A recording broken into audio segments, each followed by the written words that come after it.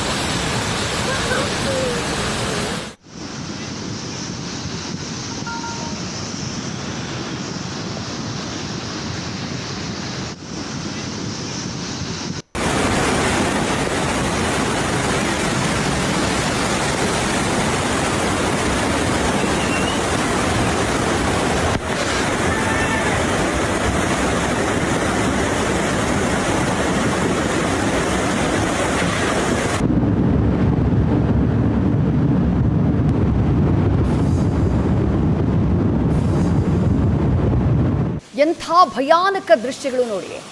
ಮೆಕ್ಸಿಕೋದ ಹಲವು ಪ್ರದೇಶಗಳಲ್ಲಿ ಮೆಂಚಾಗಾ, ವೆಲ್ಲಾ D Santiago ಸೇರಿದಂತೆ ಹಲವು ಪ್ರದೇಶಗಳು ಈ ರೀತಿ ಪ್ರವಾಹದಿಂದಾಗಿ ತತ್ತರಿಸಿ ಹೋಗಿದ್ದಾವೆ. ದಲೀಲಾ ಅನ್ನುವಂತಹ ಚಂಡಮಾರುತದ ಎಫೆಕ್ಟ್ ಇದು. ನದಿಗಳು ಉಕ್ಕಿ ಹರಿತಾ ಇದ್ದಾವೆ. ಆ ನದಿಗಳ ನೀರು ನೇರವಾಗಿ ಗ್ರಾಮಗಳ ಒಳಗಡೆ ನುಗ್ಗಿಬಿಟ್ಟಿದೆ. ಎಷ್ಟು ಫೋರ್ಸ್ನಲ್ಲಿ ಹರಿತಾ ಇದೆ ಅಂತಂದ್ರೆ ನೀರು ಗ್ರಾಮಗಳ ಒಳಗಡೆ ಸಿಕ್ಕಿದ್ದನ್ನೆಲ್ಲ ಆ ಪೋಷಣ ತೆಗೆದುಕೊಳ್ತಾ ಇದೆ. ವಾಹನಗಳನ್ನ ತರಗೆಲೆಯ ರೀತಿ, ಆಟಿಕೆಗಳ ರೀತಿ ತನ್ನ ಜೊತೆಗೆ ಕೊಚ್ಕೊಂಡು ಹೋಗ್ತಾ ಇದೆ. ಮೆಕ್ಸಿಕೋದ ಹಲವು ಪ್ರದೇಶಗಳಲ್ಲಿ ಈ ರೀತಿ ಪ್ರವಾಹದ ಪರಿಸ್ಥಿತಿ ನಿರ್ಮಾಣ ಆಗಿರೋದು. ಚಂಡಮಾರುತದ ಪರಿಣಾಮ ನದಿಗಳು ಉಕ್ಕಿ ಹರಿದ್ಬಿಟ್ಟಿದ್ದಾವೆ. ಆ ನದಿಗಳ ನೀರು ಸೀದಾ ಗ್ರಾಮಗಳ ಒಳಭಾಗಕ್ಕೆ ನುಗ್ಗಿಬಿಟ್ಟಿದೆ.